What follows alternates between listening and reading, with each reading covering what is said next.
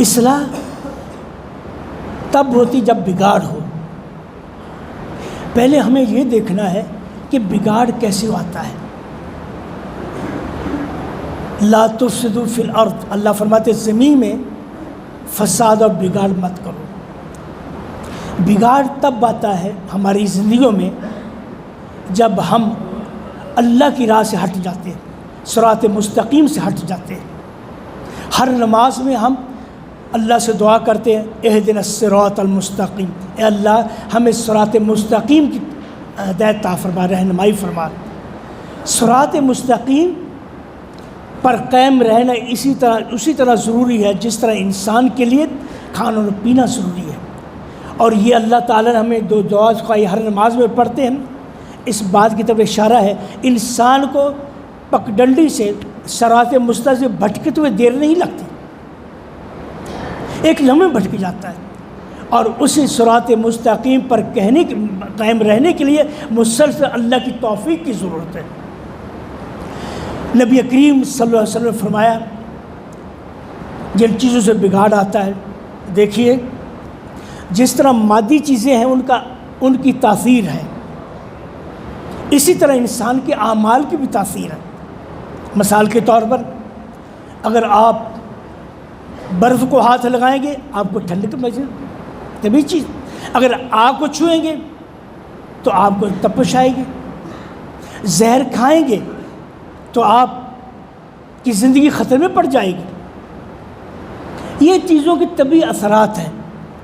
جس طرح ان مادی چیزوں کے طبعی اثرات ہیں، اسی طرح انسان کے اعمال کے اثرات ہیں جو ہم عمل کرتے ہیں، اور یہ اعمال جو ہم کرتے ہیں قیامت والے دن اللہ ان کو شکل دے گا۔ حدیث میں آتا ہے، صحیح روایت ہے، کہ جب قیامت کا دن ہوگا تاتی الصلاۃ، نماز آئے گی، اللہ سے کہ اللہ انا الصلاۃ، میں نماز میں تیرا بندہ پڑھا کرتا تھا میں۔ اللہ فرمائیں گے انت علی خیر، ٹھیک ہے۔ پھر آئے گا روزہ، آئے گا میں روزہ ہوں، اللہ فرمائے انت علی خیر۔ پھر دوسرے نیک جو اعمال کیے وہ آئیں گے، اللہ فرمائے تم علی خیر۔ پھر اسلام آئے گا، اسلام کہے گا اللہم انت السلام وانا السلام، اللہ تو سلام ہے میں اسلام ہوں۔ فرمایا ہاں بے کا آخذ و بے کا اترک، آج جو فیصلے ہوں گے تیری وجہ سے ہوں گے، تیری وجہ سے لوگوں کو پکڑوں گا اور تیری وجہ سے چھوڑوں گا۔ جنہوں نے اسلام کو اپنایا، اسلام کو اپنی زندگی کا محور بنا لیا، اپنا اوڑا بچوڑا بنا لیا اور اسلام کی تعلیمات پر عمل کیا، اللہ تعالیٰ کے ہاں وہ برگزیدہ ہوں گے، اللہ انہیں چھوڑ دے گا۔ اسلام اللہ کی نعمت ہے، اللہ تعالیٰ ہمیں زندگی گزارنے کا منہج دیا ہے، اور اس منہج پر چلنا ہے، ہمیں اس طریقے پر چلنا ہے۔ تو اسی طرح انسانی اعمال جو ان کے اثرات ہیں، جو لوگ نیکی کرتا ہے، انسان نیکی کرتا ہے، اعمال صالحہ کرتا ہے، فطری طور پر اس کے اندر نیک جذبات اور نیک احساسات پیدا ہوتے ہیں اور نیکی کی طرف اور رغبت کرتا ہے، اس کی طبیعت میں نرمی پیدا ہوتی ہے۔ اور جو شخص برے اعمال کرتا ہے، اسی طرح اس کی زندگی میں وہ چیزیں رونما ہوتی ہیں جس سے پتہ چلتا ہے کہ واقعی اس کا دل سخت ہو گیا ہے۔ جیسے رسول اکرم صلی اللہ علیہ وسلم نے فرمایا جو لوگ اونٹ چراتے ہیں ان کے مزاج میں سختی ہوتی ہے، غرور ہوتا ہے، اور جو لوگ بکریاں چراتے ہیں ان کی مزاج میں نرمی ہوتی ہے۔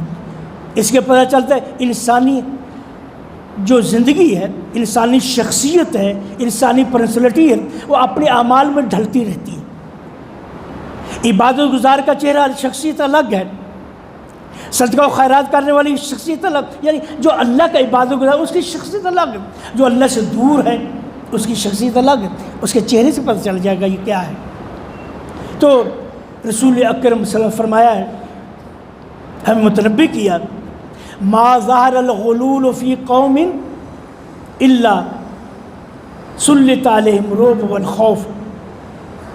بگاڑ یہاں سے شروع ہوا، جس قوم میں بددیانتی، خیانت، ایک دوسرے کو دھوکہ دینا عام ہو جاتا ہے، اس قوم میں اللہ تعالیٰ خوف پھیلا دیتے ہیں۔ معاشرے کا ہر شخص دوسرے شخص سے معاملہ کرتے ہوئے ڈرے گا کہ ایسا لوگ مجھے دھوکہ دے دے. کوئی شخص کسی پر مطمئن نہیں ہوگا. جب قوم میں دھوکہ دہی عام ہو جاتی ہے اس قوم میں خوف و ہراس پھیل جاتا ہے, چین ختم ہو جاتا ہے. خوف و ہراس کا معنی ہے چین ختم ہو جاتا ہے, بے قلی آ جاتی ہے, پریشانی آ جاتی ہے. میں کس سے معاملہ کروں؟ ایسا نہ ہو کہ مجھے چپت لگا دے. اور ہر شخص دوسرے کی گھات میں بیٹھا ہوا ہے, کب مجھے موقع ملے اور میں اس کو چت کروں. جس قوم میں بددیانتی, خیانت عام ہو جائے گی اس قوم میں اللہ تعالیٰ خوف پیدا کرتے تھے. اور پھر رسول اکرم نے فرمایا ما فشا زنا فی قوم الا کثر فیہم الموت والوجاع. جس قوم میں بدکاری عام ہو جاتی ہے اللہ تعالیٰ اس قوم میں موت اور بیماریاں عام کر دیتا ہے. آپ دیکھ لیجئے وہ معاشرے یہاں بدکاری کو برا نہیں سمجھا جاتا اور انہوں نے آفیشلی طور پر بدکاری کو عام کیا ہے. آج نتیجہ جو ہے وہ معاشرے پوری طرح کی بیماریوں میں مبتلا ہو چکے ہیں. صرف امریکہ کی رپورٹ ہے UN کی کہ امریکہ میں جو HIV وائرس ہے ایڈس کا وائرس ہے جو شروع میں بہت پہلے ہوتا ہے اس کے بعد ایڈس بن جاتا ہے. 45 ملین لوگ جو ہیں اس کے شکار ہیں. 45 ملین لوگ اس کا شکار ہیں. اسی طرح جس قوم میں بدکاری عام ہو جاتی ہے اس قوم میں بیماریاں عام ہو جاتی ہیں. کئی سوزاک ہے, کئی طرح طرح کی بیماریاں ہیں. اور سب سے بڑی بات یہ ہوتی ہے کہ اس قوم میں اور بچے کم ہونا شروع ہو جاتے ہیں. جب بدکاری عام ہوگی آپ حلال کا راستہ روکیں گے, بدکاری کی طرف جائیں گے, اس وقت آپ اپنی نسل کو آپ ختم کر رہے ہوتے ہیں. کیونکہ بدکاری جو ہے خواہش نفس کی پورا کرنا ہے. اور شادی جو ہے, نکاح جو ہے وہ انسانی نسل کی بقا کی بنیاد ہے.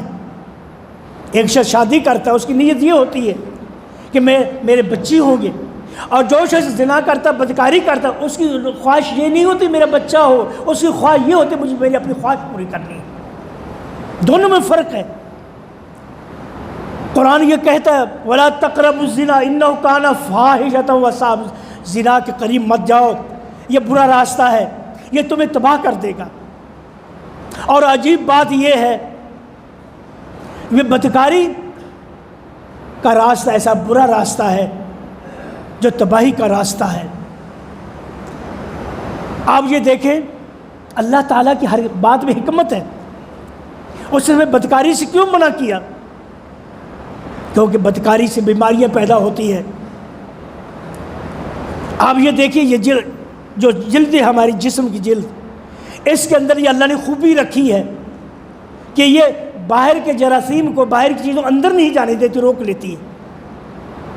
لیکن انسان کے نازک اعضاء جو ہے ان کی جلد ایسی ہے جو باہر کے جراثیم کو کھینچ کر اندر لے جاتی ہے. یہ ایڈز اور یہ طرح طرح کی بیماریاں کہاں سے پیدا ہوتی؟ اسی طرح جب یہ ہوتا ہے نظام الہی ہے, جب ایک عورت سے ایک سے زیادہ مرد رابطہ تعلق قائم کرتے ہیں, اس کی عضو تناسل میں بیماریاں پیدا ہو جاتی, جراثیم پیدا, پھر جب دوسرا کرتا ہے اس کا عضو تناسل وہ کھینچ کر اندر لے جاتا ہے. نتیجہ یہ ہوتا ہے ایڈز ہو گیا. ایڈز اللہ کا عذاب ہے. حدیث میں آتا ہے ما انزل اللہ من داء الا انزل له دواء. اللہ تعالیٰ نے جو بیماری اتاری ہے اس کا اللہ نے علاج بھی اتارا ہے. لیکن ایڈز ایسی بیماری ہے جس کا اب تک انسان کوئی علاج تلاش نہیں کر سکا. ہر سال اربوں ڈالر خرچ کیے جاتے اس کی ریسرچ پر. بڑی بڑی کمپنیاں بیٹھی ہوئی ہیں, اس کی ریسرچ کر رہے ہیں لوگ کہ اس کا ہم علاج کیا کریں, اس کو کیسے روکیں. عاجز آئے ہوئے ہیں. جو چیز اللہ کا عذاب ہوتی ہے اس کا علاج نہیں ہوتا. تو ان کو لوگوں کو ہم سے حسد کیا ہے کہ ہمارے معاشرے میں وہ بے راہ روی نہیں ہے جو ان کے معاشرے میں بے راہ روی، اور یہی بے راہ روی ہمارے معاشرے میں پیدا کرنا چاہتے ہیں. یہ انٹرنیٹ، یہ طرح طرح کے آج جو مصیبتیں آ گئی ہیں ہماری نئی نسل کو تباہ کر رہی ہیں. اس پر ہمیں کنٹرول کرنا ہے. ماں باپ کو چاہیے کہ اپنی اولاد پر کنٹرول کرے. ان کے ہاتھ میں موبائل دینے سے پہلے ان کو تاکید کریں، ان پر نظر رکھیں کہ میرا بچہ کئی غلط راہ پر تو نہیں چل رہا. میں ایک رپورٹ پڑھ رہا تھا، رپورٹ میں لکھا انہوں نے یہ اسرائیل میں 130 انٹرنیٹ کمپنیاں ہیں، 130 انٹرنیٹ کمپنیاں ہیں جو 24 گھنٹے ننگی تصاویر 3 ملک میں بھیج رہی ہیں. پہلا مصر، دوسرا سعودی اور تیسرا پاکستان. آپ اندازہ کیجئے، بچہ کھولتا نہیں جو ننگی تصاویر آنا شروع ہو جاتی ہیں. اس سے ہماری نسل تباہ ہو رہی ہے. جب بچہ، جوان بچہ ہر وقت ننگی تصاویر دیکھے اس کے اندر جنسی ہیجان پیدا ہوگا، اور جب جنسی ہیجان پیدا ہوگا اس کی وہ غدود جو جنسی ہارمونات پیدا کرتی ہیں وہ کمزور ہو جائیں گے. یہ ہوگا جو شادی کرے گا بیوی کے قابل نہیں رہے گا، اولاد پیدا کرنے کے قابل نہیں رہے گا. یہ قومیں ہمیں اخلاقی طور پر تباہ کرنا چاہتی. آج آپ دیکھ لیجئے زیادہ طلاق کا سبب یہی چیز ہے. شادی ہوئی، بچی گئی، لڑکے میں صلاحیت ہی نہیں. نتیجہ یہ ہوتا ہے بچی ایک ہفتے بعد دوسرے ہفتے اپنے والدین کے گھر آ جاتی. یہ شہر تو اس میں صلاحیت، اس نے صلاحیت کیسے ختم کی اپنی؟ یہی ننگی تصاویر دیکھ کر. اس کو روکیے. جس قوم میں زنا عام ہو جاتا ہے اس قوم میں بیماریاں عام ہو جاتی ہیں. آپ کے سامنے وہ معاشرے ہیں، یہ تھائی لینڈ ہے اور یہ دوسرے ممالک یورپین ملک ہیں. کوئی بیماریوں کی انتہا ہے، کوئی سوزاک میں مبتلا ہے، کوئی لنگوریا مبتلا ہے، اور ساری کی ساری بیماریاں بدکاری کا نتیجہ ہے. آج وہ خود اسلام کی عظمت کا اقرار کر رہے ہیں، ٹی وی پر اعلان کیے جاتے ہیں اپنے آپ کو ایک عورت تک، اپنی بیوی تک محدود رکھو، دوسری عورت کے پاس مت جاؤ. اسلام کتنا عظیم دین ہے کہ اس نے ہمیں وہ باتیں جو انہوں نے بڑی ریسرچ کے بعد حاصل کی اللہ نے ایسی دے دی.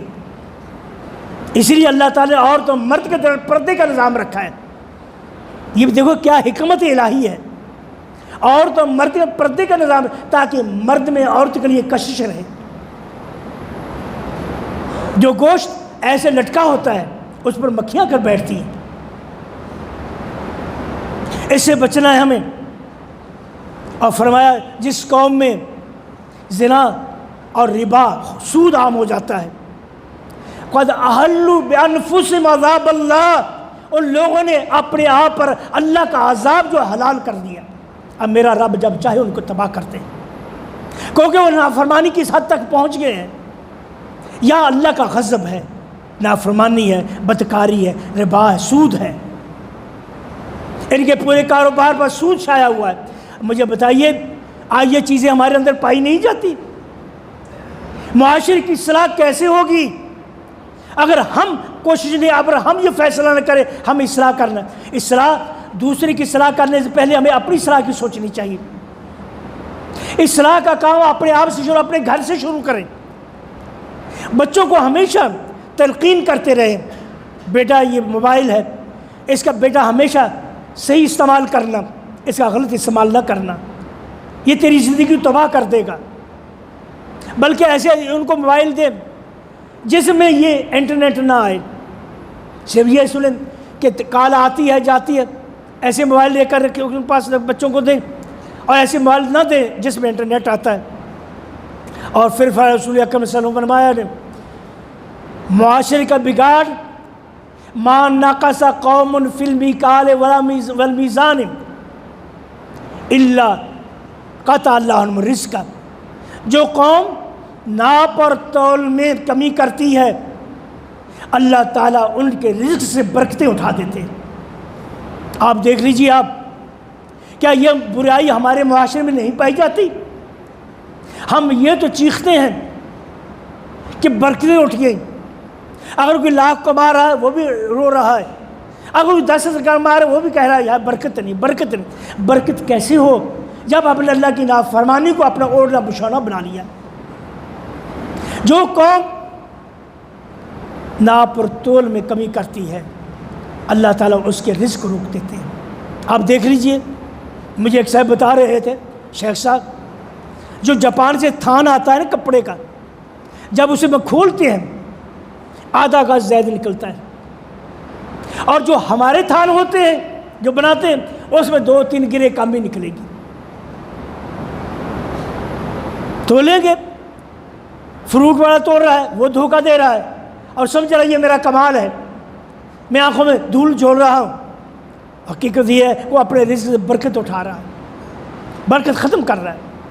میرے بھائیوں، جو قوم ناپ تول میں کمی کرتی ہے اللہ تعالیٰ اس کے رزق روک دیتے ہیں۔ اسی طرح رسول اکرم نے فرمایا، جو قوم یحکم بغیر حق، جس قوم میں عدل نہیں رہتا، بے انصافی عام ہو جاتی ہے، اس قوم میں خون عام ہو جاتا ہے، قتل عام ہو جاتا ہے۔ آج اندازہ فرمائیے، آج عدل بکتا ہے۔ ایک غریب آدمی بڑے پیسے والے کے خلاف مقدمہ کرتے ہوئے ڈرتا ہے، یہ اپنے پیسے کے زور سے میرا حق چھین لے گا، یہ تو جج کو خرید لے گا، میں کہاں جاؤں گا؟ ایک غریب کے پاس دعا کے علاوہ کیا رہ جاتا ہے؟ ہماری عدالتوں میں عدل بکتا ہے، کوئی قانون نہیں ہے، قانون غریب کے لیے ہے اور امیر کے لیے کوئی قانون نہیں ہے، قانون اس کے تابع ہے، وہ موم کی بتی جیسے چاہے اس کے موڑ رہے۔ اور آج ہمارے عدل کا کیا عالم ہے، عدل کو مشکل کر دیا۔ میں پوچھتا ہوں، ہم میں سے کتنے لوگ سپریم کورٹ جا سکتے ہیں، لاکھوں روپے کی فیسیں اور کروڑوں روپے وکیل لیتے ہیں، عدل کہاں سے آئے گا؟ قتل و غارت عام نہیں ہوگی تو اور کیا ہوگا؟ جو قوم بھی بغیر حق کے فیصلے کرتی ہے، ناانصافی کے فیصلے کر، اس قوم میں قتل عام ہو جاتا ہے۔ پھر آدمی قانون اپنے ہاتھ میں لیتا ہے، اسے پتہ ہے عدالت سے مجھے حق نہیں ملے گا، عدالت پیسے لے کر قاتل کو چھوڑ دے گی، میں تو مظلوم ہی رہ جاؤں گا۔ آخر کیا ہوتا ہے؟ وہ خود فیصلہ کرتا ہے کہ میں اپنا بدلہ خود لوں گا۔ دیکھیے یہ ہوتا ہے، قتل در قتل ہوتے ہیں، آج اس نے قتل کا وہ ان کا تو قتل کر دے گا۔ جس قوم میں عدل و انصاف اٹھ جاتا ہے اس قوم میں قتل و غارت عام ہو جاتی ہے۔ میرے رسول نے فرمایا ہے، کیا آپ اس کا تجربہ نہیں کر رہے؟ کیا آپ کی آنکھیں نہیں دیکھ رہی یہ سب کچھ ہو رہا ہے آپ کے سامنے؟ معاشرے میں بگاڑ اسی وجہ سے کہ ہم نے اللہ کی نافرمانی کو اپنا اوڑھنا بچھونا بنا لیا۔ اور پھر رسول اکرم صلی اللہ علیہ وسلم، ما خاطر قوم بعہد الا سلط اللہ علیہ الدم، جو قوم اللہ کے ساتھ کیا ہوا وعدہ توڑ دیتی ہے اللہ تعالیٰ ان پر دشمنوں کو مسلط کر دیتے ہیں۔ کیا ہم نے اللہ کا وعدہ نہیں توڑا؟ جب ہم نے پاکستان بنایا تھا کیا ہم نے یہ نہیں کہا تھا کہ اللہ ہمیں ایسا ملک دے دے جس ملک میں ہم تیرے دین کے مطابق اپنی زندگی گزار سکیں؟ اللہ ہمیں ایسا ملک عطا فرما جس ملک میں ہم اپنی اسلامی ثقافت، اپنی اسلامی تمدن کے مطابق زندگی گزار سکیں۔ اللہ نے تو اپنا وعدہ پورا کر دیا، لیکن کیا ہم نے اللہ کے وعدے کو پورا، ہم نے خود جو اللہ سے عہد کیا اس کو پورا کیا؟ آج پاکستان میں اگر اسلامی قانون ڈھونڈا جائے کہاں ملے گا؟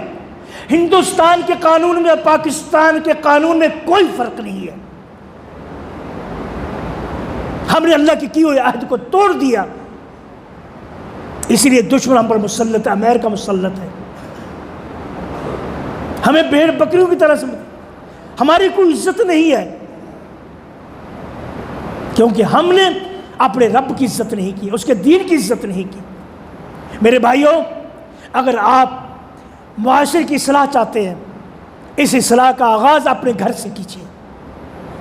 آپ دیکھیں میرے گھر میں کہاں کہاں کوتاہیاں ہیں، اللہ کی نافرمانیاں ہیں، ان کو ختم کیجیے۔ جب آپ اپنے گھر سے آغاز کریں گے، پھر یہ شمع سے شمع جلتی ہے، پھر معاشرہ خود بخود صحیح ہوتا چلا جائے گا۔ اللہ سے دعا کہ اللہ تعالیٰ عمل کی توفیق عطا فرمائے، ہماری کوتاہیوں درگزر فرمائے۔ لا تزغ ربنا آتنا فی الدنیا حسنہ وفی الآخرۃ حسنہ وقنا عذاب النار۔ اللہ تعالیٰ ہم سب پر رحم فرمائے، اللہ پاکستان پر رحم فرمائے، اللہ تعالیٰ ہمیں پاکستان میں اللہ اسلام کو سر بلند کرے۔ ربنا آتنا فی الدنیا حسنہ وفی الآخرۃ حسنہ وقنا عذاب النار۔ اس مسجد کے بزرگ لوگ جو ہم سے پہلے اللہ کے پاس چلے گئے، اللہ تعالیٰ ان کی قبریں نور سے بھر دے۔ بھائی عبدالغنی اور دوسرے لوگ بڑے پیارے لوگ تھے، جب بھی آتے تھے کیسے خوش ہو کر ملتے کہ دل خوش ہو جاتا ان کے بزرگوں۔ اس طرح ہمارے کتنے لوگ ساتھی اب ذہن میں رہے، اللہ کے بندے بہت پیارے لوگ تھے، تو اللہ تعالیٰ ان سب کو جنت عطا فرمائے۔ اللہ تعالیٰ ان کی قائم کی ہوئی نیکیوں قائم رکھے۔ ربنا آتنا فی الدنیا حسنہ وفی الآخرۃ حسنہ وقنا عذاب النار والحمد للہ رب العالمین۔